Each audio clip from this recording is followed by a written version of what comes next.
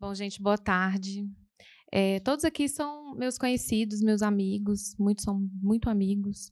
Eu tenho contato com quase todo mundo sempre. Então, eu estou me sentindo muito em casa e eu gostaria que todo mundo se sentisse em casa hoje, né? E quando eu pensei no evento, nesse encontro, né, eu pensei sobre cada uma que está aqui mostrar a sua realidade, como que aconteceu construção de carreira, como que a gente decidiu, né, o que nos motivou a escolher essa área de atuação, como que a gente vê a saúde mental e comportamento hoje no Brasil, qual o público que você atende e quais são as ferramentas e abordagens que a gente usa na nossa prática clínica, né, em consultório, para poder ter melhor adesão desses pacientes. Então, eu vou ler um textinho que eu fiz, porque aí vocês já começam a pensar sobre, sabe, essa questão do autoconhecimento, de vocês pensarem como que eu faço diante de tudo que eu vou falar e diante da realidade de cada um. Realidade em tempo de profissão, realidade de aquela mistura do CPF com o CNPJ que às vezes a gente tem ou às vezes não tem, né? Então eu quero saber os motivos pelo qual, né, cada um escolheu essa área de atuação que é tão complexa, e às vezes difícil, às vezes nos consome muito, né? E ao mesmo tempo tão fascinante. E hoje eu ouvi da Camila assim, nossa, eu fui para uma área que realmente fizesse diferença na vida das pessoas, porque realmente faz diferença, faz sentido. Então, vou ler o textinho aqui e a gente vai pensar um pouquinho. Por favor, pensem sobre enquanto eu estou lendo. Bom, o objetivo do evento é compreender sobre a importância de pesquisar e entender sobre a área de atuação em nutrição, saúde mental e comportamento, observando as perspectivas de mercado em grande centro e regional. E os diferenciais de profissionais com formações similares. Nós temos praticamente o mesmo currículo. Temos os mesmos cursos, formações, mas é importante entender sobre o porquê nos diferenciamos. Ou seja, não é sobre a quantidade de conhecimento, mas como você oferece e desempenha seus serviços. E essa é a minha inquietude em parceria e apoio com a Plenitude Educação. Empreender necessita mais de autoconhecimento para saber para onde vai, como vai e com quem vai. Fica muito mais fácil e gasta muito menos energia quando você executa algo orgânico e natural para você, que segue um fluxo natural em relação à sua natureza, valores e prioridades. Percebo que o meio em que estamos inseridos e quem nos formam interferem em nossa visão e ação em relação ao nosso desenvolvimento como profissional e pessoa, dificultando, às vezes, prosperidade e noção de valor, pertencimento e recompensa. E, de tempos em tempos, precisamos renovar nossas metas, ou porque atingimos objetivos propostos, ou porque nós ou o meio mudou. E hoje, essa mudança acontece muito rápido. É um mercado inesgotável, porque conhecimento na velocidade que consumimos hoje é perecível e renova muito rápido.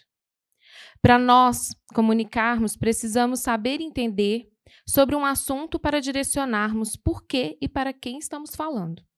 Quais problemáticas, dificuldades de solucionar esse problema, soluções dessa problemática e como manter a solução. E é complexo porque lidamos com seres humanos e únicos. As instituições não nos ensinam a desenvolver habilidades e inteligência que propicia lidar com as diversidades deparadas após graduação, ou seja, a capacidade de adaptação e inovação. O segredo é empregar e contextualizar tudo o que aprendemos em tempo real. Conhecimento não direcionado é desperdiçado e se perde, ou torna obsoleto. Então, esse texto que eu fiz mostra um pouquinho o seguinte: nós estamos em mesma região e, às vezes, com a mesma formação, e, às vezes, nós não temos o mesmo êxito, o mesmo reconhecimento que o nosso colega. O que está acontecendo? Quais são as habilidades que essa pessoa tem? O que ela desenvolve, na verdade? Habilidades são desenvolvidas assim como o ato de comer. E vamos pensar também sobre crenças. né, sobre o que a gente acredita e onde que nós adquirimos essas crenças.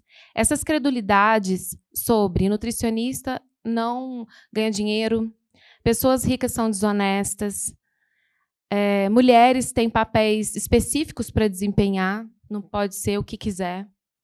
Sabe? Esse papel que eu quero falar, inclusive, sobre a Fernanda, da mulher quando ela é mãe, ela tem que parar a profissão dela. E hoje a gente já tem, né, tantos eventos que até as palestrantes vão com seus filhos. Então, tudo está mudando muito. Nós somos um grupo praticamente formado por mulheres, né? E a gente precisa falar sobre isso. E é o que a gente está fazendo aqui hoje. Vamos falar sobre construção de carreira, por que nós escolhemos essa área de atuação, como nós atuamos, ferramentas e abordagens, como a gente empreende, como que a gente faz isso, como que a gente reconhece problemática das problemáticas dos nossos pacientes, como que a gente resolve e como que vai ser daqui para frente. Né? E vamos falar para essas pessoas que podem se inspirar em nós, né? Porque nós estamos precisando de profissionais capacitados que possam atender essas pessoas. E a gente vai ver aqui também que cada um tem uma área de atuação. Alguns atuam em nutrição, saúde mental e comportamento somente para adultos, Alzheimer, Parkinson, esclerose múltipla, TDAH, autismo. Né? Alguns nicham muito. Né? A Lu Carvalho, por exemplo, síndrome de Down. Nós temos a Adriana Marinho, uma nutrição de precisão, um assunto que a gente já fala há muito tempo. Então, nós temos as terapias alimentares, né? Que é algo também considerado recente, mas que a gente acredito já fazia em consultório, né? Esse manejo, essas abordagens para melhor adesão, né, do paciente. Então, agora, para começar, eu vou chamar a Alice Coca, porque a Alice ela tem uma perspectiva muito interessante para nos mostrar. Olá. Boa Seja tarde. bem-vinda, Alice. Boa tarde. Alice, me fala um pouquinho sobre a sua construção de carreira, quando você começou a atender até hoje, porque você já é das antigas, né? Você foi uma das primeiras nutricionistas que eu fiquei sabendo que atendia pessoas com autismo. Bom, na época que eu me formei, há 10 anos atrás, na verdade, eu não sabia nada, absolutamente nada sobre autismo. Tinha assistido um filme ou outro com alguém autista, e, inicialmente, eu fiz nutrição clínica em cardiologia, e é assim, quando a gente faz nutrição clínica em cardiologia, a gente acha que a gente pode atender de tudo e mais um pouco, né? Só que não. Eu trabalhava num hospital, foi meu primeiro emprego, inclusive, e trabalhava muito. E aí eu comecei a atender no outro horário, né, para não precisar fazer tanta hora extra. Eu comecei a atender numa clínica de neuropediatria. E eu pensei que ia ser tranquilo, só que aí começou a vir um autista, 2 autistas, eu simplesmente não sabia o que fazer. Eu não tinha para quem encaminhar. Isso porque eu estou falando de São Paulo, tá? Há uma década atrás, praticamente, 8 anos atrás, mais ou menos. E, assim, foi um desespero, porque eu entrei na internet, comecei a ler artigo, comecei a ler um monte de coisa, de tirar um monte de coisa dessa criança, desnutria a criança, o estado nutricional da criança ia lá embaixo, não sabia manejar isso, comecei a procurar curso e outro curso, encontrei a Nara em um desses cursos, né? Primeiros cursos. Eram cursos caros de um final de semana? Eram cursos caros, não existia pós-graduação. O que tinha de autismo não tinha nada a ver com nutrição. E aí eu fui indo, encontrei o livro da Claudinha, e foi aí que começou. E, graças a Deus, encontrei uma galera muito boa no Brasil inteiro, que boa parte está aqui hoje, que também me ajudou muito nessa caminhada. E, hoje em dia, assim, eu atuo tanto em saúde pública quanto na particular. Eu comecei na cardiologia, mas eu nunca atendi, de fato, isso em consultório, só isso. Hoje o meu público, 95% são crianças autistas ou TDAH, eventualmente com alguma síndrome, mas assim, é um ou outro que não tem nenhum problema desse, ou então vem com algum problema gastrointestinal. A única pós que eu encontrei na época foi numa universidade pública aqui de São Paulo, que era de gastropediatria, porque a maior parte dos problemas dos meus pacientes era com relação a gastrointestinal. E aí começou a caminhada até que surgiu a primeira pós do Brasil. A gente me inscrevi, a gente foi fazer, né? Muita coisa da pós a gente já aplicava, a gente descobriu muita coisa assim.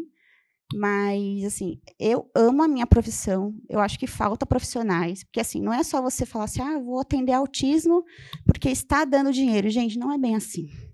Não é por isso que você tem que atender um público, sabe? Eu não tenho filhos autistas, eu não tenho ninguém na família que tem autismo. Eu tenho uma criança que é o meu priminho que tem TDAH, não é autista, mas ele veio muito tempo depois que eu comecei na área. Então, assim, eu realmente abracei a causa, sabe?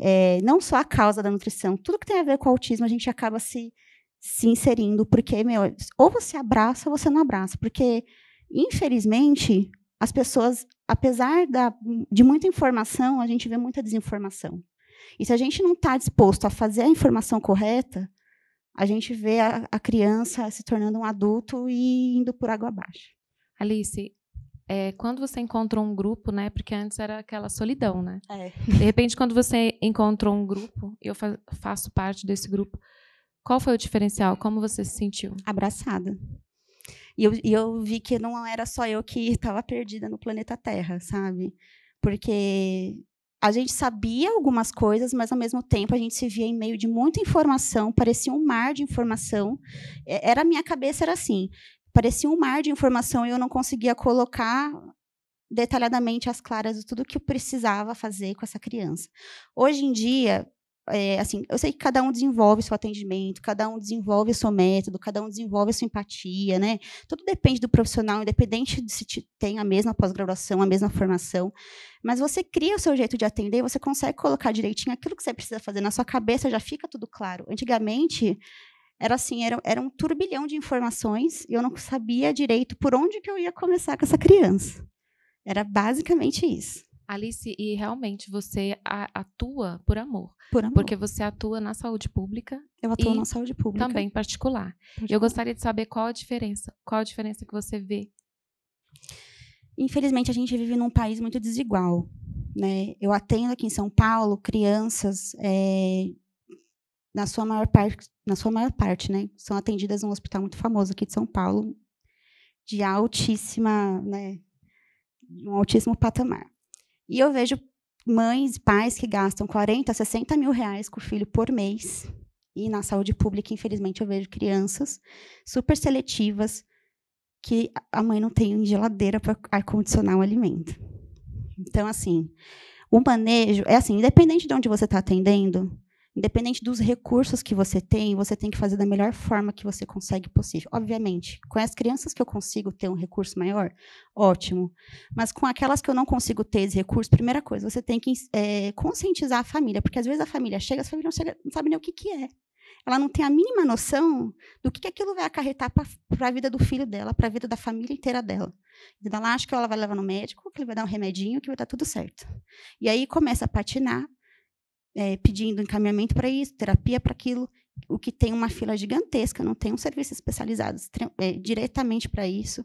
E a gente, né, tem que fazer o que a gente pode diante daquela situação, porque se você também largar e, né, não dá. Então, a primeira coisa, conscientizar a família, mesmo que você não tenha tantos recursos disponíveis, porque isso já vai fazer muita diferença mesmo. E existe a necessidade, né, de projetos governamentais, eu mesmo faço parte desses projetos, e em São Paulo já existe, né, projetos para acolhimento dessas crianças com diagnóstico de autismo ou outros diagnósticos relacionados à saúde mental.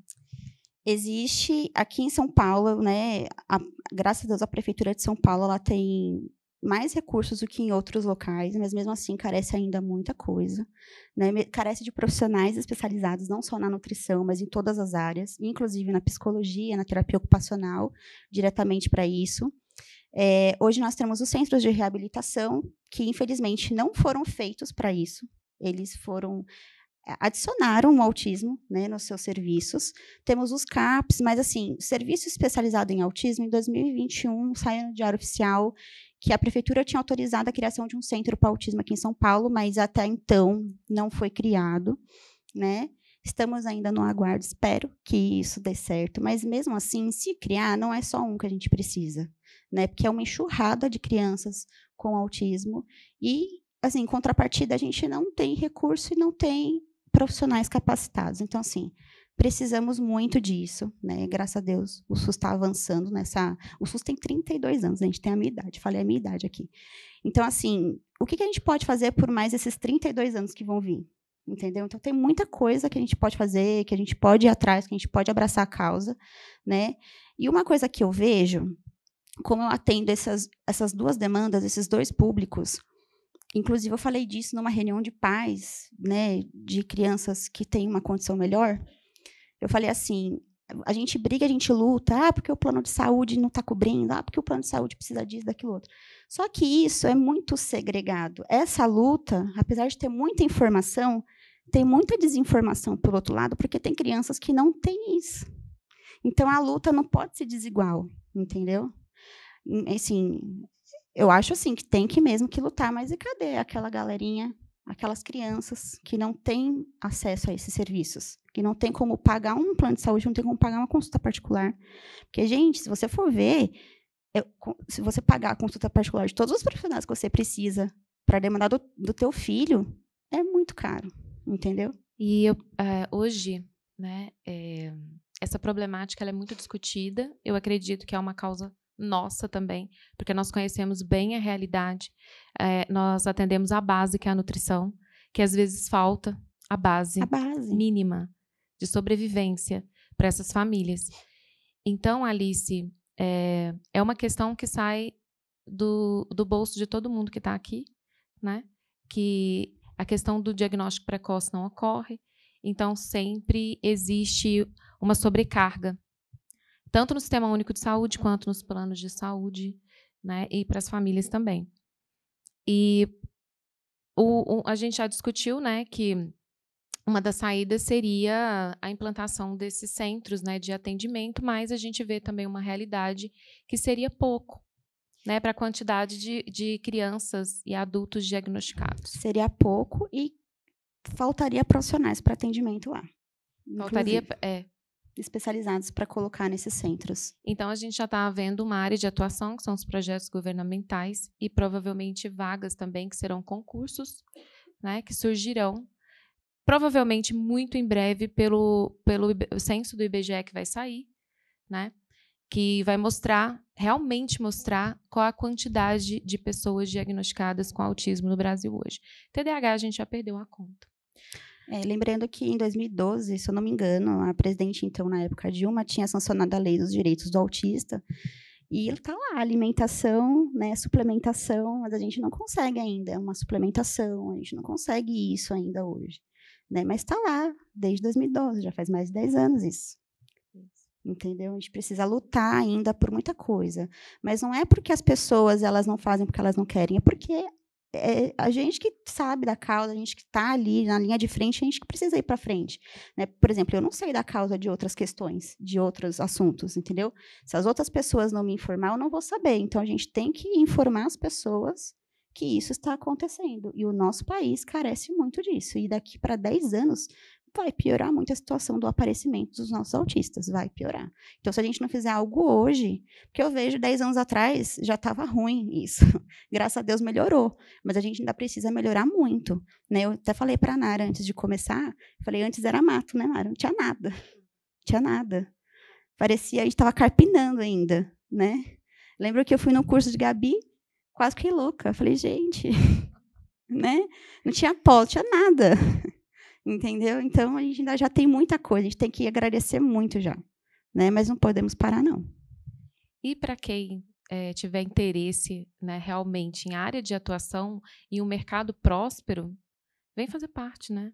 Porque realmente é uma necessidade. Alice, com toda a sua expertise, pioneirismo, etc., e muitos anos, né, de atuação, quais os conselhos e dicas que você dá para os recém-formados ou profissionais que pretendem atuar na área de saúde mental e comportamento? O que eu digo assim, não percam a fé, porque saúde mental não é igual a outros nichos, não é igual a uma nutrição esportiva que todo mundo gosta, né? Não está saturado, como o pessoal diz, porque, né, sempre vai ter. Então, assim, E façam com amor, de coração, porque em qualquer área que você for fazer, independente se é saúde mental, se for outro nicho, né? Faça com amor, com coração, porque é muito ruim você estudar aquilo que você não gosta e aquilo que você não tem interesse efetivo por aquilo. Eu já tentei fazer outras coisas e, gente, incrível, sempre venho para o autismo. Não tem como. Eu Não tem acredito que como. seja um primeiro passo, né? Quando uma pessoa me pergunta como que a gente faz para nichar, para escolher, eu falo, primeiro você tem que gostar muito do assunto que você vai estudar. Exato. Tem que ser muito interessante, né? Porque você vai estudar para o resto da sua vida, porque a atualização hoje é muito rápida. Isso. E outra, assim, você tem que estudar não só para você, mas para as outras pessoas, porque se você não estuda, vem uma pessoa te perguntar, você passa uma informação errada, gente, informação errada se dissemina igual vírus. Eu lembro que eu fiz um e-bookzinho há 1000 educas atrás. Esse e-book está até hoje rodando. E tem coisa lá que hoje já caiu por terra, entendeu? Não porque estava errado, mas porque mudou. Ciência, porque é ciência. Porque é ciência. E eu falo, meu Deus, como pode? E tem gente que me procura ainda por conta desse e-bookzinho de 8 anos atrás, que eu fiz para informar os meus pacientes, que até hoje eu não sei como que na época caiu, né? Então, assim, tem que tomar muito cuidado com o que você fala. Então, você está levando... É o seu nome, primeiramente, né? E a saúde do outro, porque é a partir do que você fala que as pessoas vão procurar, vão saber, vão atrás, né? Alice, muito obrigada. Imagina, eu que agradeço. Adorei. Alice Coca, de São Paulo. Obrigada. Agora eu vou chamar a Gabriele Correia, de Brasília. Gabi, seja muito bem-vinda. Muito obrigada pela sua participação. Bom, eu queria te perguntar o seguinte. Quais as diferenças que você percebe no perfil dos profissionais antes de 2020 e pós-2020? Porque eu acredito que 2020 foi um divisor de águas, onde nós éramos um grupo que a gente relativamente pequeno, né? E depois de 2020, com essa oportunidade do online, do surgimento de certificações, esse grupo aumentou. Quais as diferenças que você percebe nesses profissionais? Boa tarde. Eu acho que, em primeiro lugar, a gente ampliou a área, né? Antigamente era realmente um grupinho muito nichado, todo mundo se conhecia, ou se não se conhecia, todo mundo já tinha ouvido falar, né? Quem atuava em psiquiatria, quem atuava em saúde mental e nutrição, né? Todo mundo se conhecia, nem existia o termo, né? Nutrição e psiquiatria, né? Ainda era uma coisa um pouquinho nebulosa, né? Mas eu acho que em 2020, a partir do momento em que houve a primeira pós, né, que a Nara iniciou esse processo, e a gente conseguiu formar mais pessoas que estavam interessados, pegando aqueles profissionais que estavam ali fazendo o seu e juntando, né, todo o conhecimento, porque até então a gente discutia em rede social, em WhatsApp, eventualmente nos congressos que tinham 1, 2 por ano, né, que a gente conseguia se encontrar e debater os casos e debater o que a gente estava pegando na prática clínica, né? E aí, a partir desse momento em que a gente tem mais pessoas envolvidas, mais pessoas formadas, mais pessoas na linha de frente ali atendendo, mais crianças, adolescentes e adultos com acesso a esse tratamento, eu acho que o perfil principal mudou de uma vontade maior das pessoas realmente quererem fazer parte disso, né? Não ser aquilo tão isolado, tão distante de alguns profissionais que estariam naquela área, que seguiram naquela área, para uma coisa de, sim, pode ter um profissional de nutrição em psiquiatria, um profissional de nutrição em saúde mental em todas as cidades, e vários profissionais, porque tem campo para isso e as pessoas se dedicam cada vez mais. Então, antes realmente eram cursos muito isolados, né? E hoje, com as pós-graduações, com os debates, os congressos, né? Cada vez mais tem gente mais especializada. Gabi, você atende só online, né? Só. E como que acontece essa captação desses pacientes e como que você humaniza o seu atendimento de forma online, né? Como acontece o acolhimento dessas famílias? A captação dos meus pacientes não é estruturada, né? Da melhor forma possível, boca a boca. É boca a boca, assim, é um paciente que acaba indicando para o outro paciente. Eu atendo muitas famílias inteiras, né, que acabam indicando um processo, ou, enfim, um terapeuta que viu um resultado interessante em alguma criança e me indica para os outros para os outros assistidos ali, ou, enfim, outros profissionais de saúde que acabam me indicando. Então, a minha captação de pacientes, ela é basicamente toda por esse boca a boca, por essa indicação de um paciente ou de um profissional sobre o meu trabalho, porque eu não consigo dar conta de rede social, não é o meu perfil. Eu tenho uma rede social que eu brinco que é um e-book para os meus pacientes, que eu coloco receita, mas não é algo que eu alimente de forma estruturada a ponto de que isso realmente dê retorno. O online ele surgiu de uma necessidade da pandemia, mas, na verdade, essa necessidade já existia antes, né? Quando tinham muitos poucos profissionais na área e os pacientes tinham que viajar até o nosso consultório. Então, se deslocavam, pegavam um avião, né? Às vezes com a criança, com o adolescente, com o adulto, com uma crise dentro do avião para poder chegar no nosso consultório. E era realmente muito desgastante. Pegava a ambulância da prefeitura, 12 horas dentro da ambulância, chegava no consultório, era atendido, voltava 12 horas, né? E o online veio para facilitar isso e muitas vezes você consegue ter uma maior atenção daquele responsável, daquele paciente, no momento da consulta, porque tem menos estímulo também, né? Você não tem uma sala, não precisa sair, não precisa pegar trânsito, não precisa chegar com todo aquele estímulo. Muitas vezes são indivíduos muito com processos de muita hospitalização, né? Então já entendem o consultório como um lugar de muita dor, e o online acaba acalmando isso e a gente conseguindo falar de forma mais tranquila, porque é uma consulta longa, né? Então a gente consegue acolher um pouquinho melhor. Tem alguns prejuízos, obviamente, né? Às vezes a gente não consegue fazer avaliação física, mas para isso, em geral, a gente trabalha com outros profissionais da cidade para conseguir ter um pouquinho menos de viés nessa parte. E você sente a família acolhida? Sim. Isso é pelo excelente trabalho, pela excelente devolutiva? Eu sinto. Eu tenho um contato muito grande com cada um das minhas famílias, né? Com os pacientes, tentando sempre que a família coloque, que veja, que traga esse processo novo, né? Dessa melhora do paciente, da sua própria melhora, né? Então a gente acaba tendo muito contato com rede social, com WhatsApp, com dúvidas, né? Com esse processo de se envolver, né? Então as ferramentas que você utiliza de aproximação, né? No caso, o sim. WhatsApp, entendi. E você falou antigamente, eu me senti assim muito... Antigamente foi tenso, né? Deixa pra lá. Antes da permissão, né, do atendimento online em primeira consulta. Antigamente, porque não podia. Não podia, podia após a segunda consulta. Isso. E eu me sentia, às vezes, pressionada.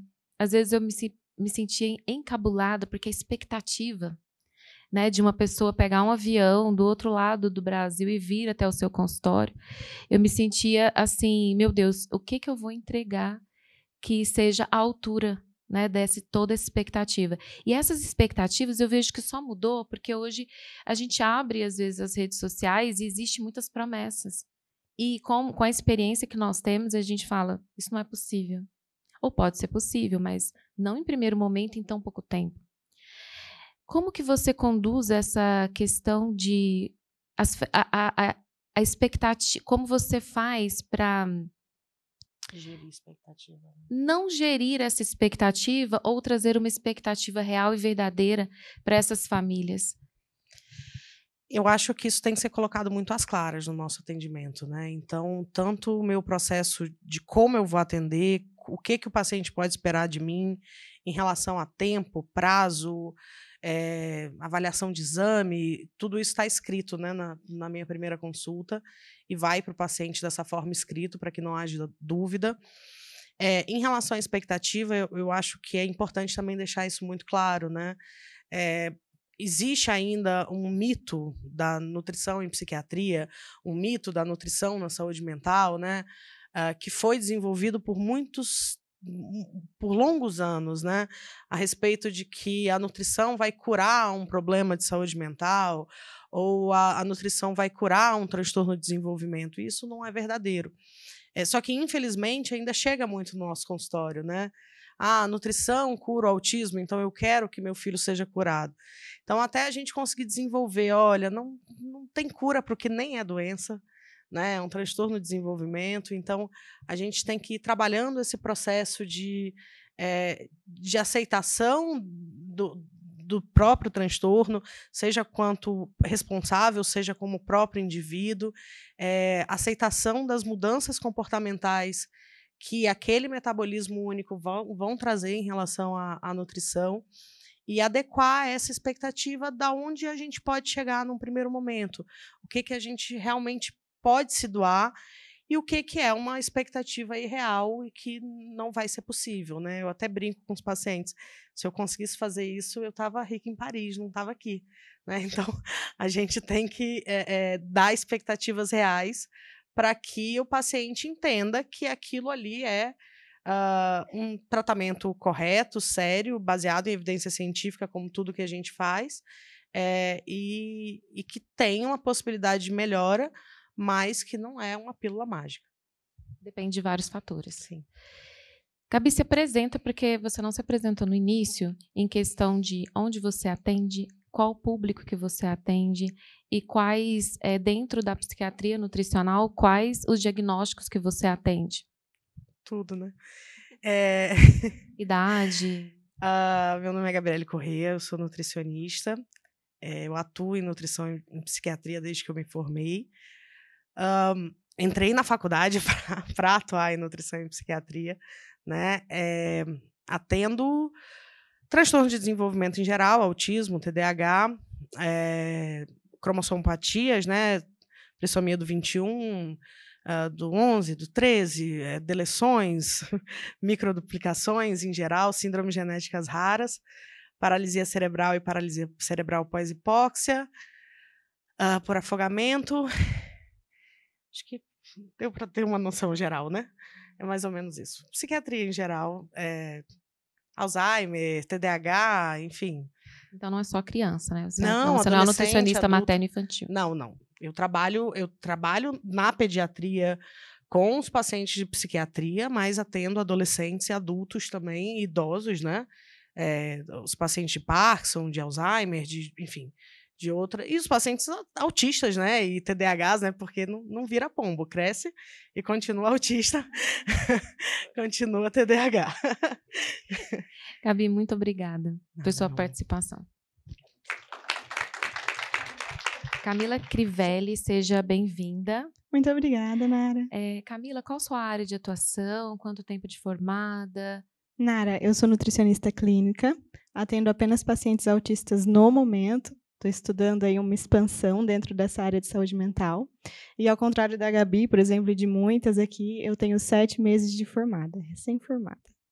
Bom, nós conversamos e eu percebi sobre a importância, né, do primeiro meio de convivência que nós temos, que no caso a família, né, e as interferências em nossas crenças. Me fala um pouco sobre essa questão. Tá.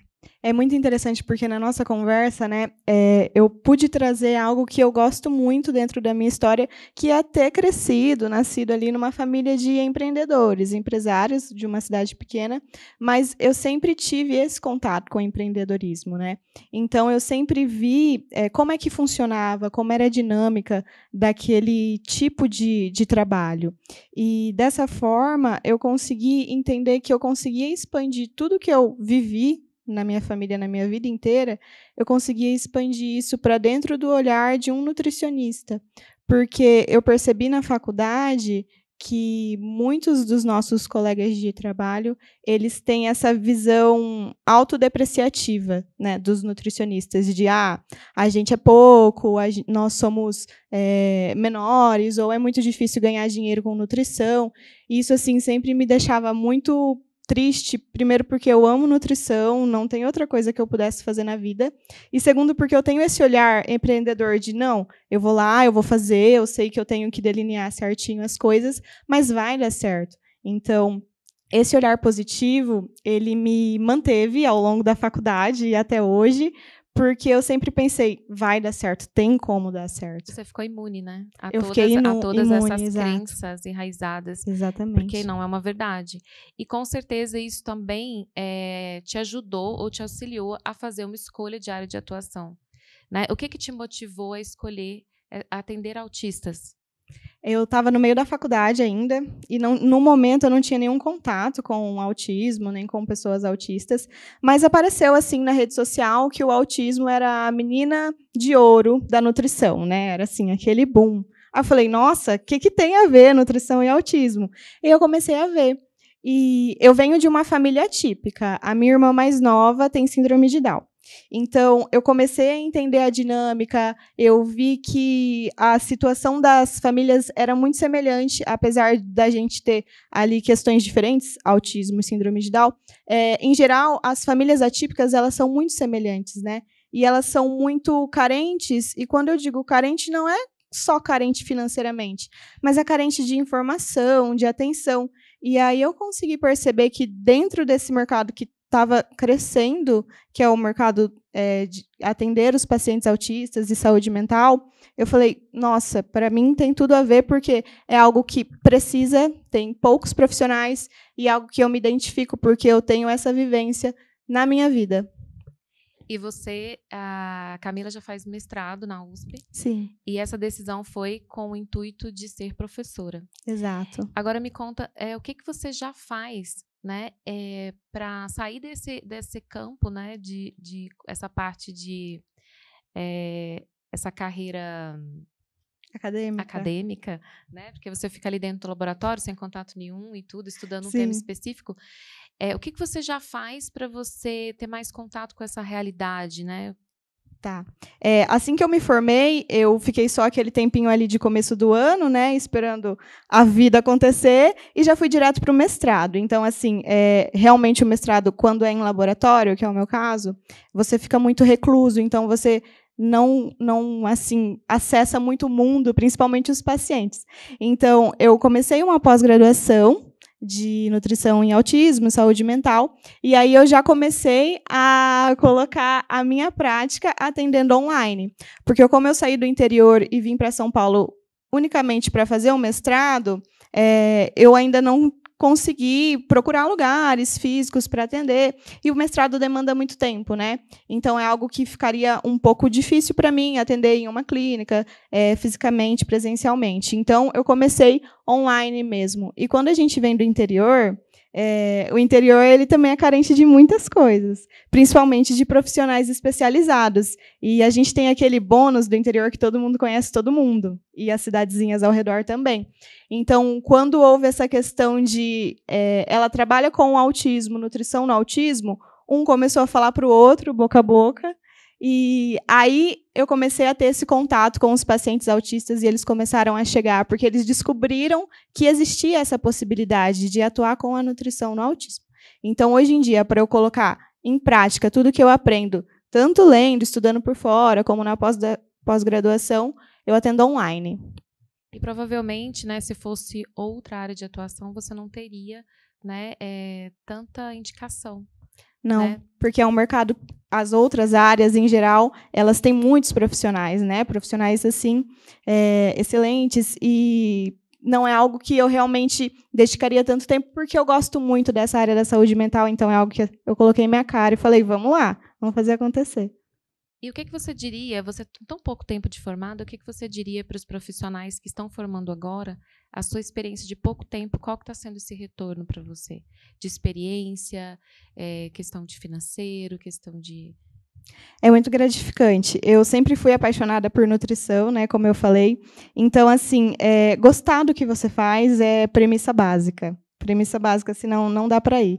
E depois você tem que botar a cara, você tem que falar, oi, acompanho o seu trabalho, adorei, e começar a procurar conteúdo e pessoas, e criar essa rede, que é o que a gente está fazendo aqui agora, né? Fortalecer essa rede, porque você começa a ver questões que são possíveis, e você tem um apoio.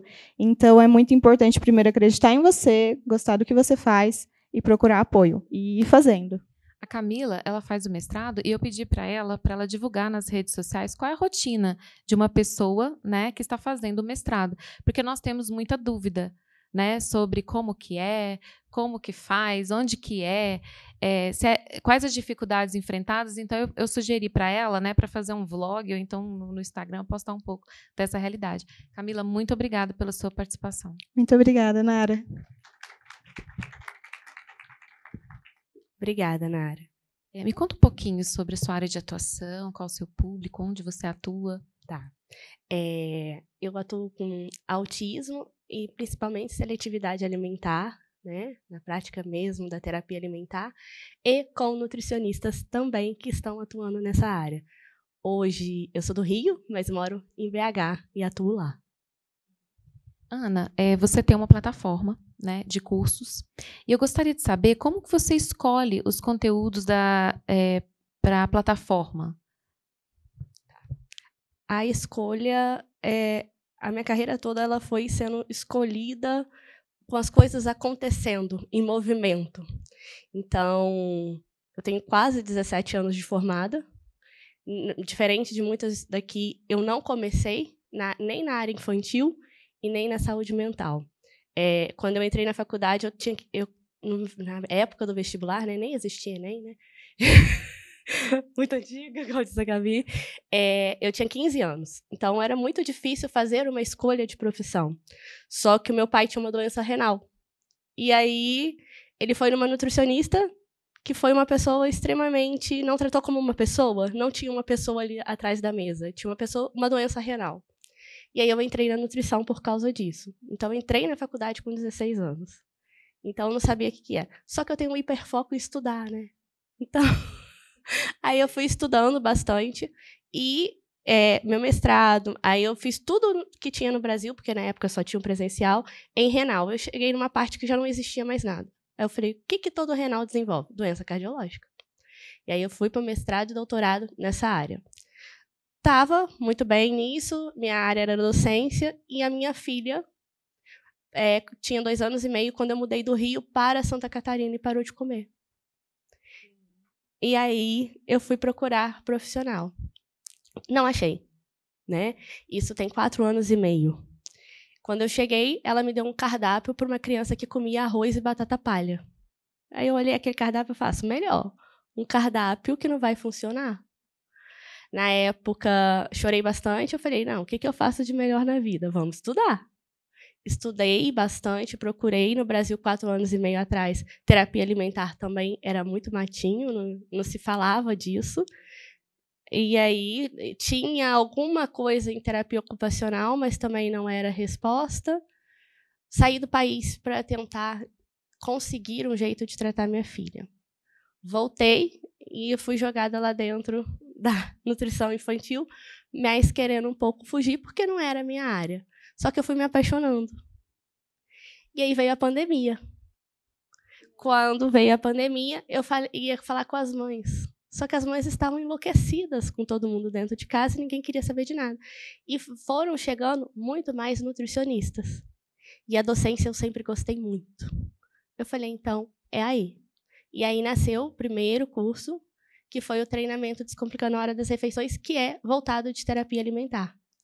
Só que quando eu entrei na terapia alimentar, esse foi meu caminho também, automaticamente o autismo surgiu. Porque a maioria das crianças que chegavam eram autistas. E aí eu comecei a estudar muito autismo, e isso lá atendendo. E aí também que foi que eu vi o diagnóstico da minha filha. E como que você faz, quais ferramentas você usa para pesquisar, né? Qual a necessidade desses nutricionistas que chegam na plataforma? O que eles querem ver? Por exemplo, o autismo chegou dessa forma. Isso, porque o que acontece? Essas alunas que eu fui tendo no curso de terapia, eu tenho um contato muito próximo. Então, eu comecei a entender o que faltava nelas. E aí surgiu uma plataforma maior, que aí tem outros cursos. E nem sempre é só a minha área de atuação, porque tem áreas que eu não domino. E aí a gente traz parceiros que possam atuar. Por exemplo, a Gabi entrou recentemente para a plataforma com T21, que é uma área que eu não atendo. Mas tem muitas alunas que estão ali. Agora, igual TDAH, tudo que elas eu vou vendo a dificuldade delas, e até mesmo na comunidade da própria plataforma lá, como que faz isso, como tira, assim surge o conteúdo, é da demanda das alunas. E como o contato é muito próximo, né, a ferramenta utilizada é esse tete-a-tete, cara a cara, Sim. essa conversa, né? E me fala uma coisa, como que a sua experiência acadêmica, né, acrescentou na sua prática clínica? Porque é um momento que a Camila está vivendo, que a Gabi está vivendo, né, mas a Gabi já tem a prática e você fez o caminho contrário. Como que esse ambiente te trouxe alguma experiência para a prática clínica? Sim, bastante. Ela falou que o mestrado dela é em laboratório, o meu já foi com pessoas. Então, ali na coleta, eu aprendi a lidar com pessoas, que era uma coisa que me faltava. Então, me formei muito nova, fui fazer residência, mas na residência você não lida diretamente, você vai tendo uma escala muito grande entre você e o paciente. E o mestrado me trouxe aquela aproximação de saber olhar para a pessoa e ver que nem sempre o que ela precisa é de um conteúdo técnico e, às vezes, nem sempre é da nutrição. Então, foi aprender a lidar com as pessoas e também conseguir aliar o científico à prática clínica. E é uma questão entre você entender sobre causas orgânicas e causas comportamentais e como uma, né, interage com a outra. E aí é necessário utilizar ferramentas e abordagens. Como que você escolhe essas ferramentas e essas abordagens na terapia alimentar, por exemplo? Então, é muito do convívio mesmo, de olhar aquela criança e saber o que ela precisa. Então, por exemplo, eu até falei isso hoje para as minhas alunas. Ontem eu tenho um paciente que ele é verbal, mas uma comunicação muito limitada. E ontem ele entrou sem falar na terapia. A minha tendência é o quê? Querer falar mais que ele para tentar ocupar o ambiente com a falta de fala. Ontem, do jeito que ele entrou mudo e saiu calado, e eu fiquei muda e calada com ele, porque era aquilo que ele precisava. Ele não precisava de uma pessoa falando mais da cabeça dele para ele desregular. Então, é sentir o que o paciente precisa, porque mesmo quando ele não te fala, você tendo um olhar atencioso, você conseguir realizar toda a terapia, conseguir fazer com ele ali no momento.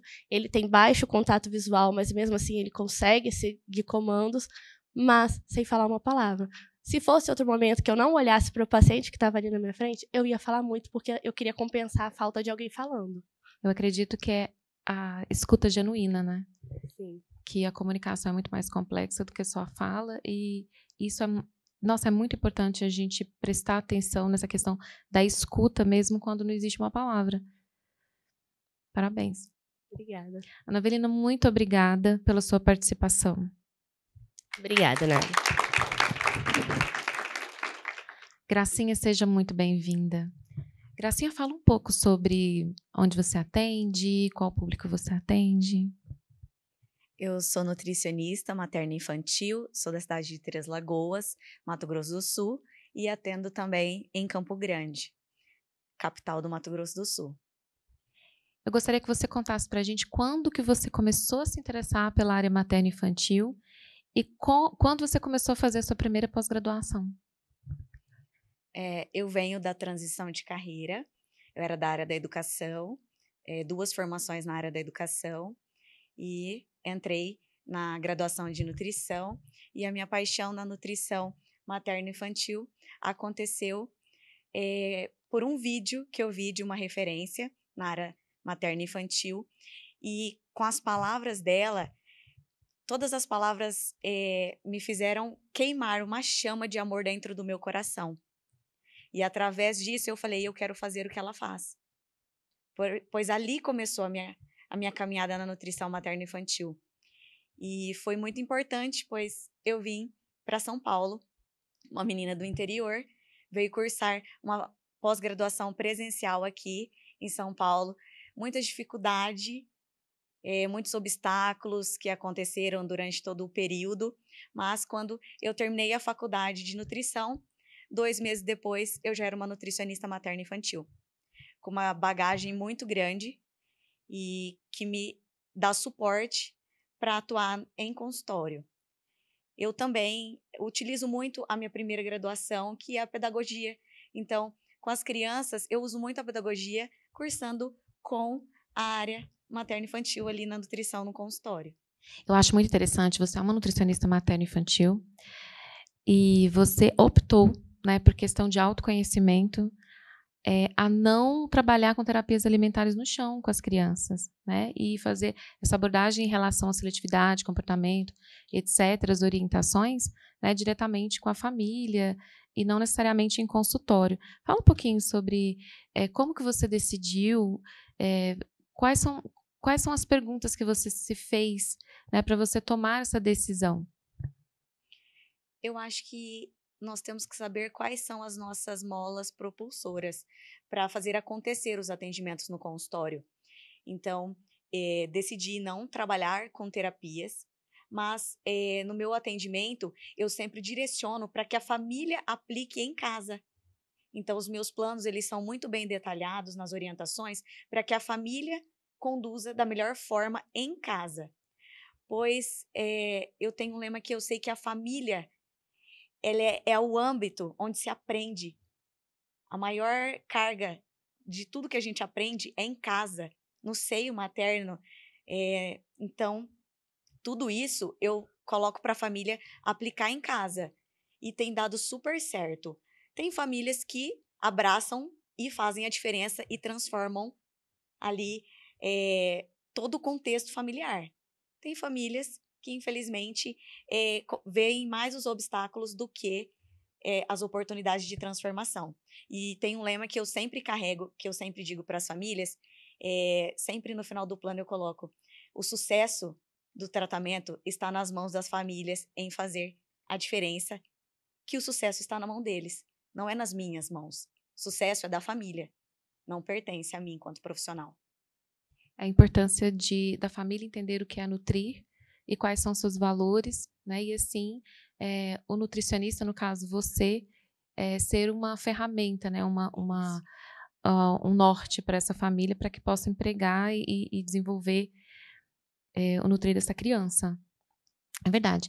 E quantos anos você tem de formada? 2 anos e meio. 2 anos e meio. Você se considera referência na sua região? Me perguntaram isso hoje pela manhã, mas parece que é se sentir num degrau maior. Não sei se uma referência na minha cidade ou ali na região, mas fui uma das pioneiras a abrir um consultório materno-infantil, nutricionista materno-infantil. Eu vi que na minha cidade ninguém tinha um consultório de nutrição materno-infantil. No entanto, as pessoas me perguntavam: o que é uma nutricionista materno-infantil? E aí eu explicava, né? Então, posso dizer que sou uma das pioneiras nesse ramo, mas não sei, assim. E como que você pensa sobre essas crenças? Porque você começou uma pós-graduação durante a graduação. E depois, logo terminando, você já montou o seu consultório. De onde vem essa certeza, essa crença de que é possível? A certeza vem quando você tem certeza da sua missão. Qual é a sua missão de vida? A sua missão profissional? Pois, para quem me conhece, sabe que eu não queria trabalhar com crianças quando eu entrei na nutrição. E quando eu... Era sair, né? O objetivo era sair dos atendimentos com crianças. Com crianças, não queria mais de jeito nenhum. Mas aí, um vídeo que transformou a minha vida. Saber, não. Aí a gente volta lá no começo, de saber que o propósito da minha vida é trabalhar com crianças. Começou bem antes e vai ser até o final da vida. Mesmo que se um dia eu mude de profissão, eu sei que eu vou trabalhar com crianças. Eu acredito também que a Graciela não tem medo de mudanças e transições. Ela pensa: Nara, eu não sei como vai ser, né? Mas hoje é o que eu acredito. Isso é muito importante, a gente não ter medo de adaptar as mudanças.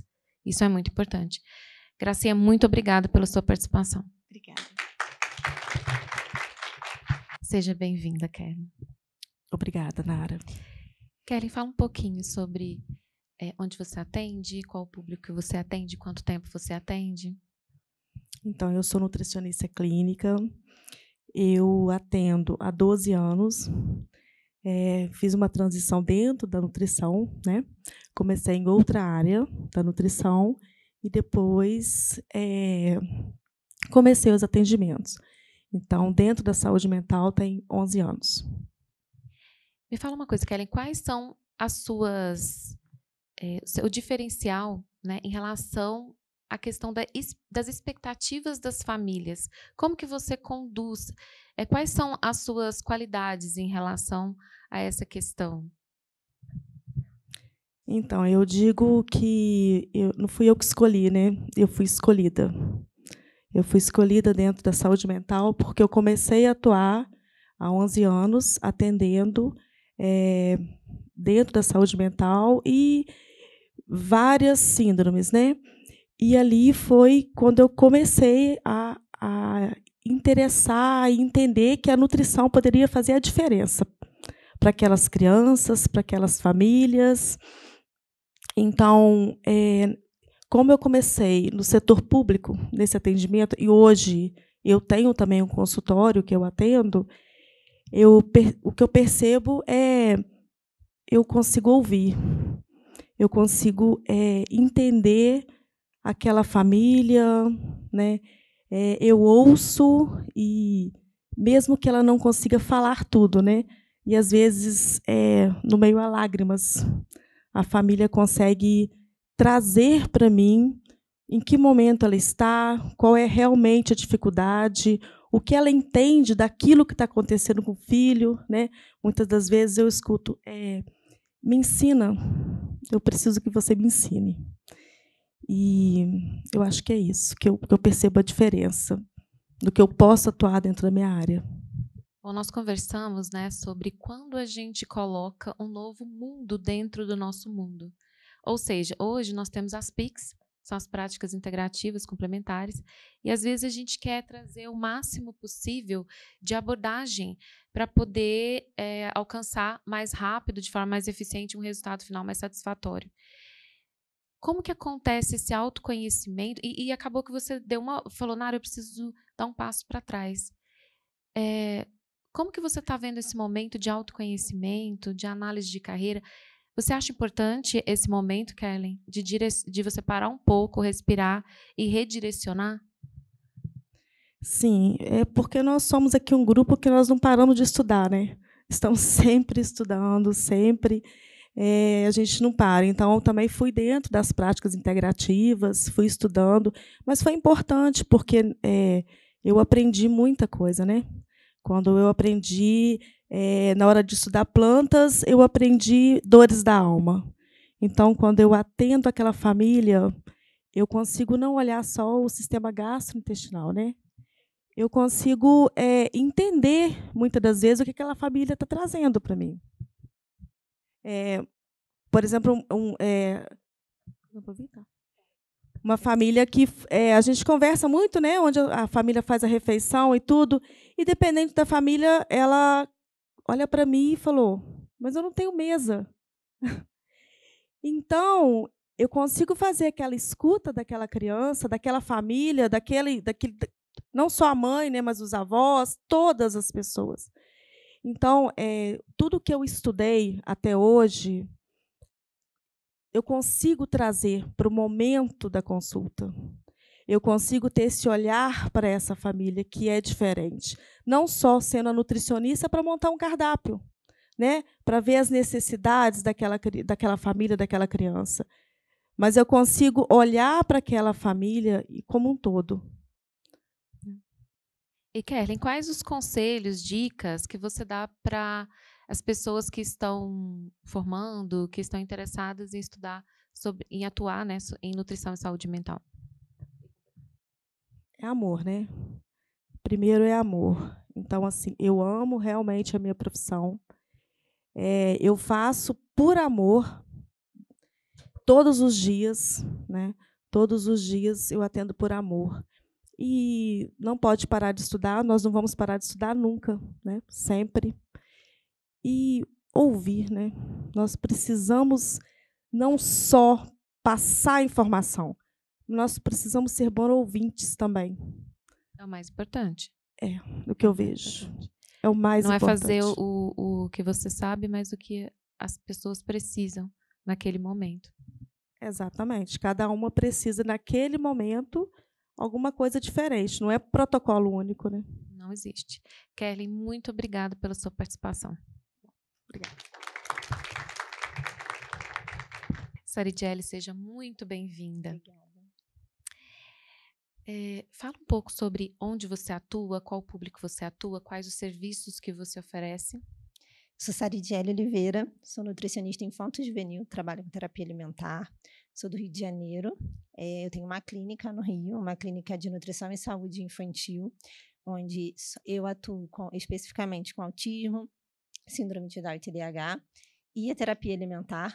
E eu tenho uma equipe junto, onde eu tenho pediatra, tenho psicóloga, tenho doula e tenho outras nutris também que atendem comigo, outras áreas. Então, me fala, quais são as vantagens de diversificar, né, serviços e supervisionar essa equipe? Supervisionar é um desafio, é bem desafiador quando você tem uma equipe, porque é o meu nome que está ali, então essa responsabilidade acaba aumentando. Porém, eu sempre acreditei que cada um tem a sua área em específico. Então, eu sempre atendi crianças, comecei com a parte materno-infantil, hoje eu só atendo crianças e adolescentes, e eu quis trazer isso para a clínica também, porque foi assim que eu fiquei conhecida no Rio. Eu atuo na Zona Oeste do Rio de Janeiro, em Campo Grande, e hoje eu posso dizer que realmente eu virei referência na área lá. E a minha clínica hoje também tem essa visibilidade, porque cada nutricionista ela tem sua área em específico. Então, isso acabou sendo vantajoso também para a gente como empresa. Eu sei que você é muito empreendedora, né? Tem quanto tempo que você montou a clínica? 2 anos. 2 um anos. ano e meio, na verdade. E o que você estuda, né? Após você abrir a clínica, montar uma equipe, trabalhar com a supervisão, tem as suas vantagens, né? Agora você está aqui e a clínica está lá funcionando, mas para ela estar lá funcionando, é necessário que você tenha conhecimento, né, para poder administrar, para poder delegar, etc. E o que você estuda para resolver essas problemáticas? Como contratar? Como dividir os pacientes por profissionais, por exemplo, que exercem a mesma função, ou resolver problemáticas como a linha de frente, né? No caso, a primeira abordagem. Hoje eu tenho uma equipe que me auxilia, tenho a parte administrativa, de contabilidade, então, mas no começo, eu, querendo ou não, eu tive que tudo passa por mim, então a parte de gestão, empreendedorismo foram cursos que eu comecei a fazer assim que eu decidi abrir a clínica. Eu tive meu consultório próprio, e aí chegou um momento que não estava dando vazão. E a procura também por bons profissionais estavam sendo mais difíceis, e aí veio essa decisão. No começo fui eu sozinha, e aí a gente acaba tropeçando muito. Eu estava conversando isso, inclusive, com a Lu ontem. Só que hoje eu tenho uma equipe que me auxilia. Claro que tudo passa por mim, então eu tenho que estar ciente de tudo que acontece, apesar de eu ter uma pessoa administrando, ter um financeiro, eu preciso entender também um pouco daquilo para poder saber na hora do que eu vou assinar, principalmente, e para entender de quem está sendo contratado ali junto comigo. E como que você vê o mercado da terapia alimentar hoje? É um mercado que está crescendo bastante, né? Está tendo muita visibilidade. Isso é bom, tem tudo sendo os seus prós e seus contras, na verdade, né? Porque muitas das pessoas acabam não tendo a noção do que realmente é a terapia e achando que é brincar de comidinha. E a gente, como nutri, quem é que trabalha com terapia sabe que é muito mais do que isso, demanda muito estudo em si. Então, é um desafio também. Né? É um trabalho que está crescendo, um trabalho bem amplo, mas também que assim, é muito gratificante você ver que o seu trabalho está auxiliando uma família, uma criança que chegou para você, que não comia, só tomava mamadeira, por exemplo, hoje já consegue comer com o seu trabalho, com o seu empenho ali. Qual que é o perfil ou habilidades, né, que podem ser adquiridas, inclusive, desenvolvidas, de um profissional que propõe empreender? De um profissional que se compromete a empreender e de um profissional apto, né, a estudar sobre terapias alimentares, desses dois perfis. Empreender não é fácil e é aquilo, você precisa realmente querer. Porque muita gente hoje, quando vê, acredito que algumas que estão aqui também que se empreenderam, pergunta para você, como que você chegou até aqui, né? O que você fez para chegar? Muita gente acha que é muito fácil quando vê, você tem uma clínica, você tem seu consultório próprio, mas ninguém sabe o que a gente passa, o que a gente abdica para isso. Então, você realmente tem que ter muita dedicação, muita consciência do que realmente você quer, isso, entender que vai ter altos e baixos, não é uma constância o tempo todo. É como se fosse decidir. Sim. Eu decido fazer e não tem volta. Qual o termo que você utilizou na live? Não tinha outra? Não, para mim nunca teve uma opção. Quando eu abri a clínica, foi para dar certo. Então, teve gente que falou assim, mas se não der certo, tudo bem. Eu falei, não é uma opção para mim. Então, vai dar certo e é isso. E, assim, tá dando muito certo, graças a Deus. E eu acredito muito nisso. Se é alguma coisa que você quer, se é o seu objetivo, o seu sonho, como muitas falaram aqui, é uma coisa que você tem que fazer dar certo. Você vai fazer de tudo. Vai estudar, vai entender melhor o mercado, vai conhecer. E para você fazer dar certo. É uma decisão. Com certeza. E agora? O que vem agora? Crescer, estudar cada vez Para mais. onde? Qual que é qual a direção dos próximos estudos? Então, os meus planos futuros, né, em relação à clínica é a expansão da clínica em si. A gente está mudando um pouquinho a clínica, estamos passando por uma mudança em relação à equipe e expandindo. Agora a gente acabou de fazer uma parceria com uma clínica em si, que a gente não tem, os serviços que a gente não tem, essa clínica presta. Então, tá indo assim. Saridiele, muito obrigada pela sua participação.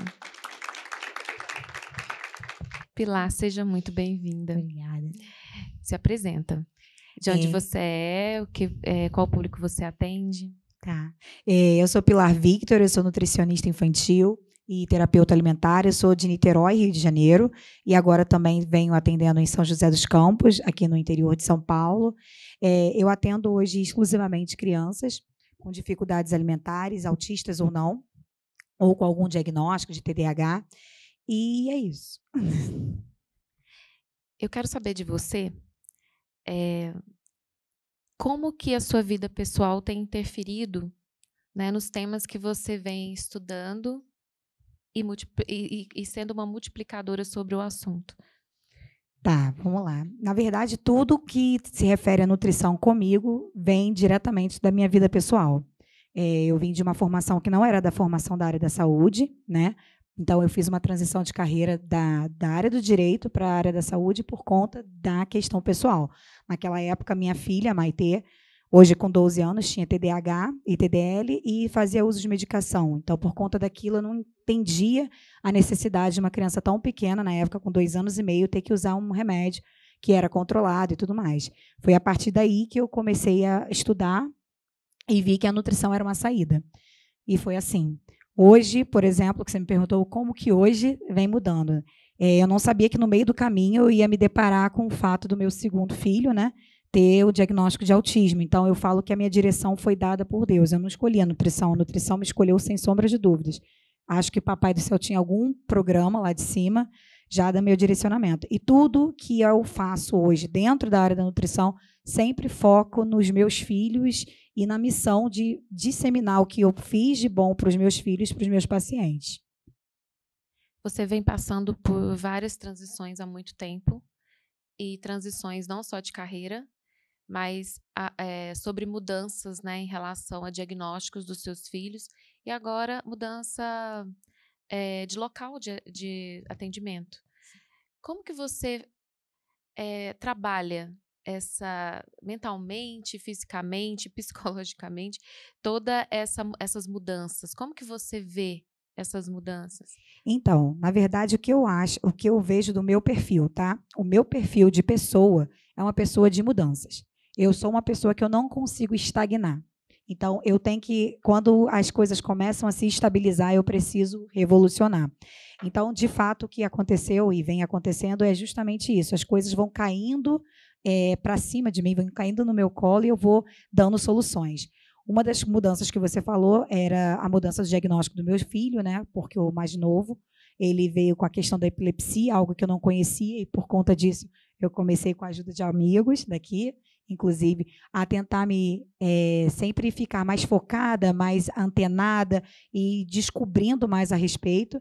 E a questão agora da mudança de localidade veio muito por conta de qualidade de vida.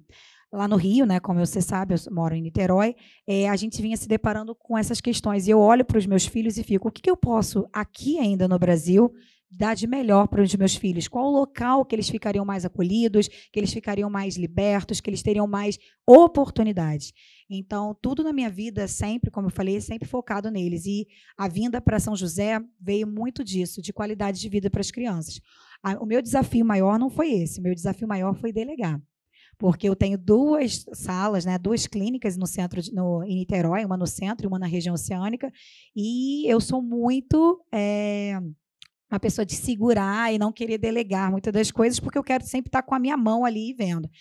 E graças a Deus também eu tive tempo, né, durante esse tempo de percurso, de preparar uma equipe que eu pudesse delegar, mas delegar ao ponto de confiar de fato, sempre supervisionando, obviamente, mas assim com a certeza de que elas são os meus membros, entende? Eu sou a cabeça, mas elas conseguem ser exatamente o que eu preciso que elas sejam, meus membros mesmo, na hora de atuação. E quais são as ferramentas que você utiliza para captação de pacientes e como que você percebe a adesão desses pacientes? Então, isso para mim é realmente desafiador. Apesar de eu ter uma rede social com bastante seguidores, isso nunca foi o meu objetivo e nunca foi a minha prioridade. As redes sociais, para mim, no caso em especial, elas vieram como consequência.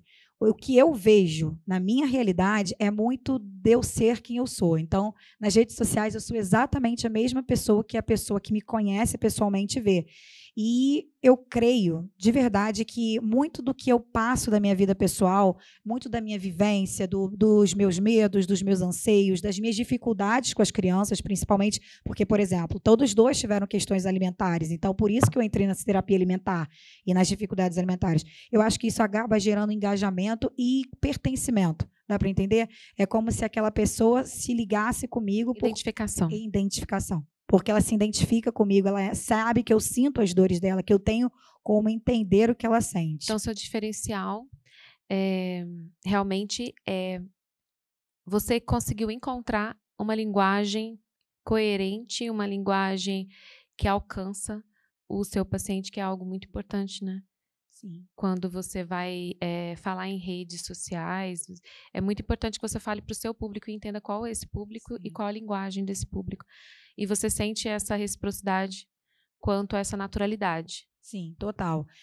Você pode ver que nas minhas redes sociais eu não sou uma pessoa formal. Eu sou essa pessoa, literalmente, que as pessoas conhecem. A fala também, eu não sou uma fala formal, eu sou a fala natural. É como se a pessoa estivesse realmente frente a frente comigo. E eu vejo que isso, no meu caso, sem sombra de dúvidas, é o que me traz os pacientes. Porque o boca a boca traz, as redes sociais traz, mas o que eles veem em mim, o brilho dos olhos, eu acho que é isso que realmente faz com que eles se encantem com o meu atendimento.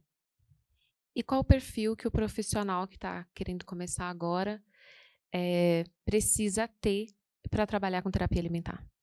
A primeira coisa que eu acho fundamental para quem quer trabalhar com terapia alimentar é gostar de atender crianças, de gostar de crianças.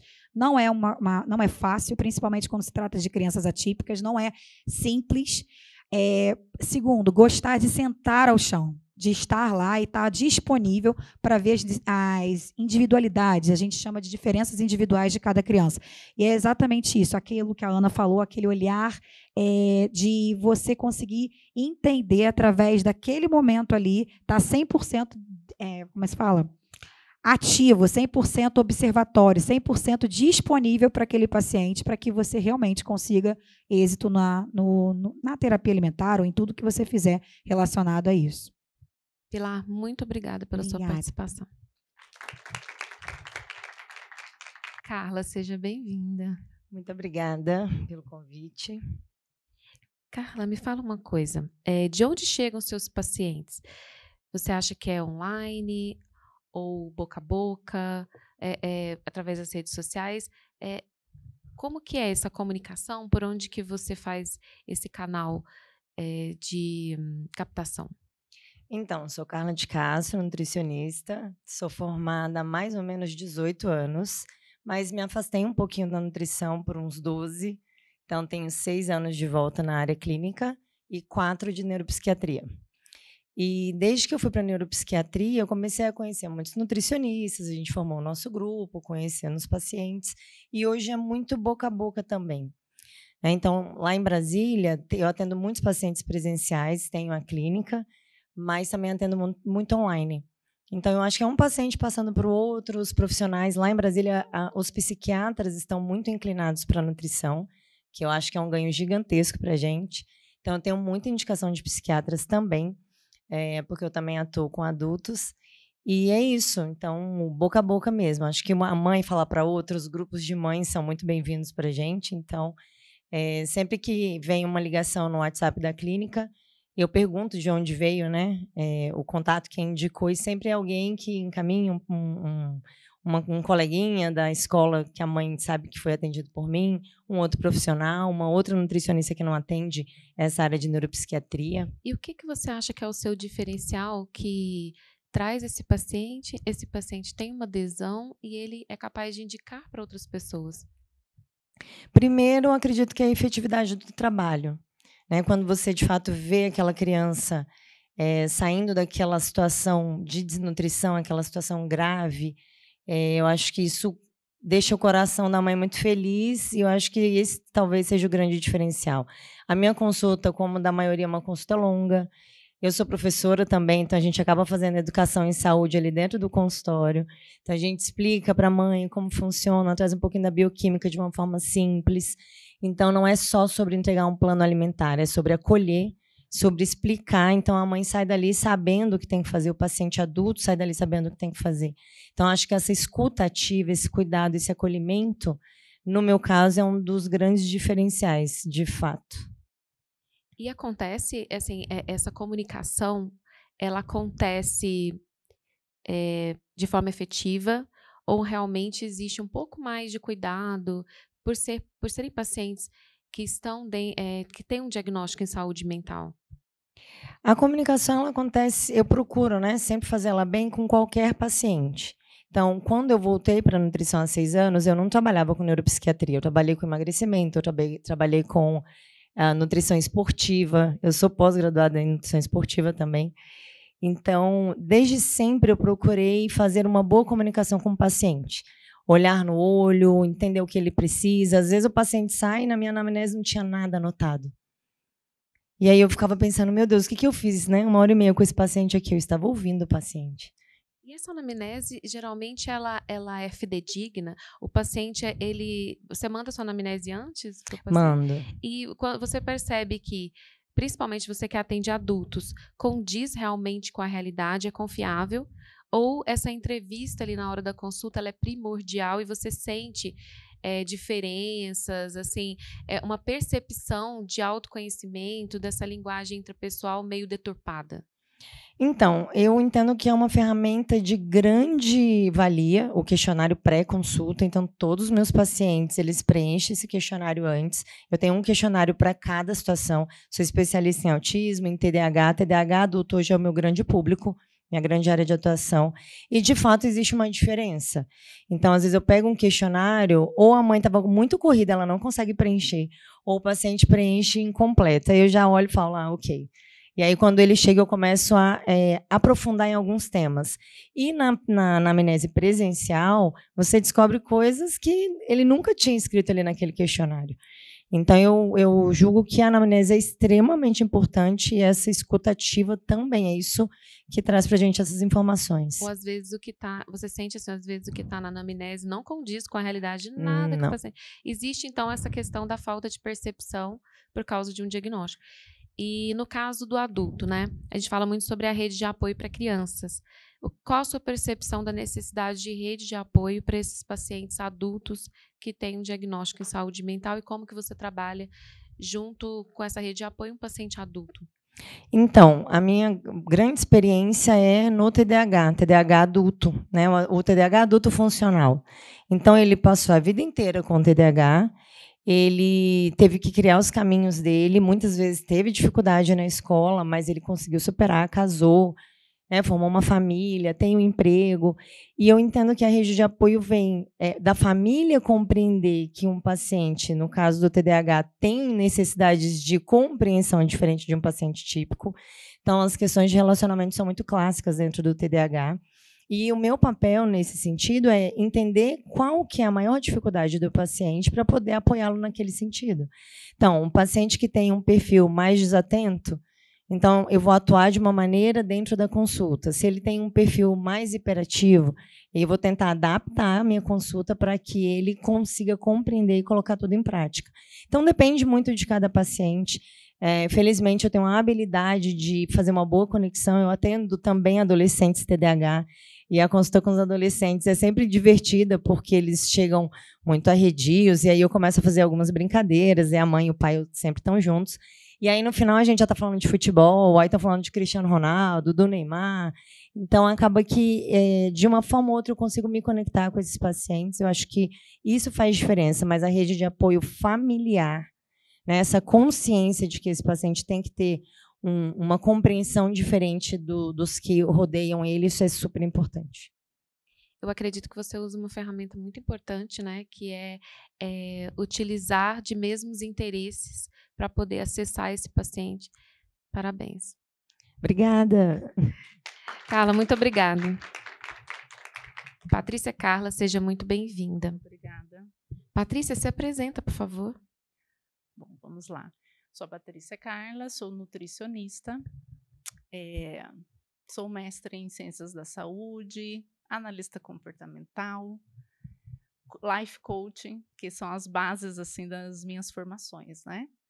E atuo na cidade de Dourados, Mato Grosso do Sul, e a minha área, né, meu nicho de atuação dentro da área clínica é a neuropsiquiatria, criança, adolescente, adulto e idoso.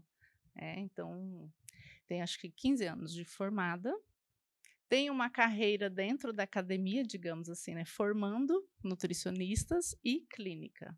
Então, vejo que é interessante. Então, já me fala, o que você trouxe dessa carreira acadêmica para a sua prática clínica? O que eu trouxe é que, da parte acadêmica para a parte clínica, é que a gente vê que a forma como você vai trazer aquele contexto científico para o paciente, ele precisa ser diferente. No entanto, ele te dá muito respaldo e persuasão. Você tem um poder de persuasão quando você coloca a ciência ali na sua fala. Então, a persuasão, a maioria, né, das pessoas, elas confundem com convencimento. Persuasão não é convencer, né? Persuasão é você trazer um contexto ali e você mostrar que aquilo faz sentido. Então, é a hora que você... Opa, peraí. Né? Acho que realmente o paciente fala, isso faz sentido. Porque muitas vezes sai o estudo científico, nós estamos com uma pesquisa assim, o paciente não consegue entender. Quando você traz uma linguagem mais prática para ele, inclusive trazendo situações do cotidiano dele, ele consegue compreender aquele contexto científico. Então, na verdade, é uma via de mão dupla que eu vejo. Eu consigo, então, lá dentro da academia, levar a prática clínica e falar, gente, calma, é assim, isso é um nível de evidência sim, no entanto, na prática, nós observamos isso. E o inverso também. Quando o paciente chega, hoje o paciente chega, Nara, com muita informação. Seja a família, seja o paciente adulto. Ele chega com muita informação. O nosso papel como profissional é fazer o quê? Filtro. Eu falo, peraí, eu falo exatamente isso, vamos filtrar? Você trouxe esse assunto. Vamos filtrar aqui. Eu filtro, alinho expectativa. E aí, vamos seguir agora? Com o aluno não é diferente.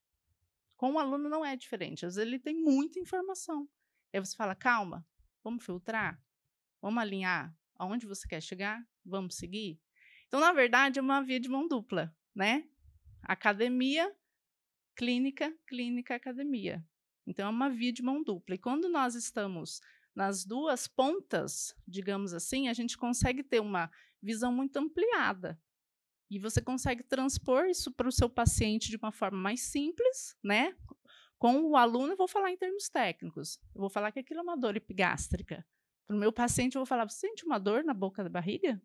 Então, essa linguagem, né? Ela é muito importante nos pacientes com saúde mental, fazer essa interpretação e colocar o mais fácil possível, né? Para que ele consiga entender. Especialmente dependendo do diagnóstico. A comunicação, ela é essencial. Eu comunicar. Como eu comunico com quem eu estou falando. Né? Isso é uma coisa, assim, para mim, muito forte no consultório. E a equipe que está... Você acha, depende do diagnóstico? Dependendo do diagnóstico, sim. Eu não posso falar ele entende literal. Dependendo do diagnóstico. Dependendo do outro diagnóstico, ele vai perder o foco dele muito rápido. Então, eu tenho que saber o que eu falo, a forma como eu falo, então, é saber o que e com quem estou falando. E o que eu quero comunicar. Me fala uma ferramenta que você utiliza, assim, mais,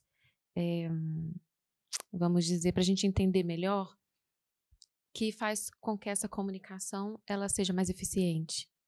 Em consultório. Isso, em consultório. Como eu disse, eu sou analista Aumento comportamental da conduta. e coach. Eu uso muita ferramenta de coaching no consultório, não necessariamente o papel. Você entendeu? Às vezes eu estou com o paciente, pego uma folha sulfite e falo, peraí, a gente vai caminhar aqui. Então, assim, a base do coaching, para mim, no meu tratamento, ela faz muita diferença. Porque eu consigo alinhar a expectativa ali do paciente, eu consigo pegar palavras que ele falou e transpor e mostrar para ele que coisas que às vezes ele não observou. E aí, no tratamento em saúde mental, muitas vezes a gente não vai conseguir tratar o orgânico se eu não trato comportamento. Um TDAH. Como que eu quero que ele execute aquele planejamento dietético que eu tenho para ele, se na rotina de vida diária dele ele não tem horário para nada, muito menos para ir ao mercado ou à feira. Então, se eu quero lá, é o que eu falo, olha, vamos quebrar aqui em etapas? Objetivo 1, 2, 3. Nosso, primeiro, espera aí, vamos estabelecer isso primeiro, aí você volta. Estabeleceu? Segundo passo. Estabeleceu? Terceiro passo. Entendeu? Então, assim, isso é um... Posso estar dizendo que é um diferencial. Diferencial. Então, com certeza, na sua região, né, vamos dizer assim, você se torna referência não só pela área de atuação, né, porque geralmente não tem tantos profissionais capacitados e focados nessa área, mas também pelo diferencial de abordagem de conduta. Né? E me fala um pouco sobre esse programa de consultas que você tem, né? E como que você explica isso para o paciente para que ele entenda que isso é vantajoso para ele? E para que ele entenda também que não é porque ele fecha um ano de tratamento, digamos assim, que lá com 12 meses ele vai ter aquele resultado que ele espera. Expectativa. É o alinhamento de expectativa na primeira consulta. Traz ele para o centro. Eu estou falando com vocês, às vezes, como eu falo com as meninas da minha equipe, traz o paciente para o centro, filtra, alinha a expectativa. Não tem erro. Nós estamos numa primeira consulta agora. Vamos alinhar as expectativas? Para que eu chegue aqui onde você chegou, que é a sua queixa principal, eu preciso disso, disso, disso. E, para isso, nós precisamos dar seguimento. Então, eu sugiro que você venha para o plano de acompanhamento. Vamos fechar 6 meses? Porque, às vezes, aquele sintoma, ele nem consegue perceber. Ele sente e muitas vezes fala, eu tenho enxaqueca, eu tenho dor no estômago. É como se aquilo fosse, né, algo que não fosse mutável, que fosse comum e normal. Então, essa dificuldade de percepção também deve ser trabalhada, certo? Certo. Especialmente dentro da área de saúde mental, porque às vezes são pessoas que têm aquele sintoma, digamos assim, há muitos anos, que ela quase que interiorizou aquilo como sendo um comportamento dela. Eu sou assim, eu escuto, eu falo, não, você não é assim. Isso é uma parte do seu comportamento. Por conta disso, disso e disso, a gente precisa trabalhar isso aqui. Né? Então, se ela chega, aquilo lá, exatamente, não, eu tinha dor de cabeça desde criança. Tá, mas não é normal ter dor de cabeça. Não é esperado que se tenha dor de cabeça. As mães eu falo, tá, mas isso não é esperado para a idade. Aí ela olha, você entende? Aqui dentro a gente tem um marco. Não é esperado isso, ou já era esperado isso para essa idade. Então, você vai alinhando as questões dos sintomas, né? Muitas vezes eles interiorizam aquilo, como sendo eu sou assim. Não, você não é assim. E é engraçado que, às vezes, eles retornam, a família volta e fala assim, eu estou achando tão estranho o meu filho, ou eu falo, esse é o seu filho. É porque você só conheceu ele com muitas estereotipias, com muita distensão abdominal, com refluxo. Este é o seu filho. É separar o que é o diagnóstico e o que são as comorbidades associadas que não faz parte do diagnóstico. E deixar isso muito claro para o paciente. Patrícia, e para o pessoal que está chegando agora, que quer começar, principalmente para você que é professora sobre síndromes raras, que existe um medo, né, de atuação quando chega um paciente, o que você fala para essas pessoas que estão formando, que estão querendo atender principalmente essa área? O que você fala sobre assim? Acho que são alguns pontos, né? Não tem uma coisa, isso. alguns pontos. Primeiro, comunicação. Saiba se comunicar com o paciente ou sua persona. Saiba, né? Comunique-se. Segundo ponto, estude os diagnósticos. É o que você acabou de falar. Para que em consulta eu consiga falar, isso é do transtorno. Isso não é. Mas mesmo isso sendo do transtorno, nós temos um manejo comportamental para isso. Aqui é clínica, orgânico. Aqui é manejo comportamental. Não porque é uma característica daquela condição que ela não tenha um tratamento, digamos assim, uma abordagem. É a hora que você sabe onde você faz uma abordagem comportamental, quando você faz uma abordagem bioquímica orgânica. E não que se eu faço aqui, eu deixo aqui. Aqui é prioritário nesse momento. Muitas das minhas consultas, às vezes, elas não ficam no orgânico. Que eu digo, eu não estou dando orientação nutricional. Muitas delas eu estou dando orientação de manejo comportamental. E aí, quando a nutricionista, que é a primeira, digamos, ali na minha equipe, começou, ela falou assim, que interessante, você não falou nada sobre comida. Eu falei, então, eu vou falar de comida, sendo que a gente tem esse comportamento para trabalhar, né? Volta à pergunta. Que acho que o que mais que ficou faltando, né? É coragem, acolhimento, disponibilidade. No caso do estudo, entender as particularidades, né, de cada diagnóstico e como atuar. E o que mais você acha comunicação, estudar o estudo, o diagnóstico, digamos assim, né? E inovar sempre, né? A inovação. Inovar e atualizar. A inovação é a atualização. Eu acredito que essa inovação entra no momento em que você faz as suas próprias condutas, as suas próprias observações, sem realmente seguir protocolos pré-estabelecidos, vamos dizer assim. A gente tem uma base, né?